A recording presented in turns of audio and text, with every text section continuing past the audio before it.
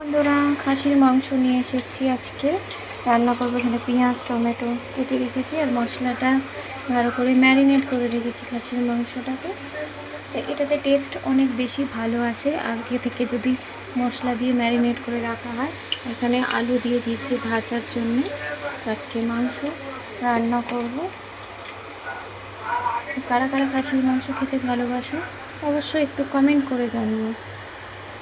বন্ধুরা দেখো, আলুটা মাংসের জন্য লাল লাল করে ভেজে নিয়েছি। এখানে পেঁয়াজ ভাজছি, পেঁয়াজটাও লাল হয়ে যাক, একটু লাল করে ভাজবো। পেঁয়াজটা দেখো একদম লাল হয়ে গেছে। এবার এর মধ্যে মাংসটা দিয়ে ভালো করে কষাবো।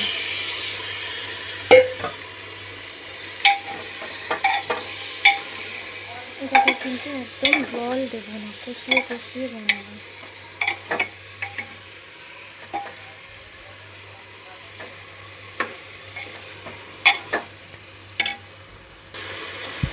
দেখো কষাতে শুরু করে দিয়েছি। অনেকক্ষণ কষতে হবে, যত বেশি কষানো হবে মাংস তত কিন্তু স্বাদ বেশি হয়। অনেকে আছে একদম ধৈর্য রাখে না, তাড়াতাড়ি করে জল দিয়ে দেয়, কিন্তু জল দিলে চলবে না। তাকে প্রচুর পরিমাণে সময় ধরে মিডিয়াম আর হাই ফ্লেম দুটোকেই রেখে কিন্তু কষিয়ে যেতে হবে।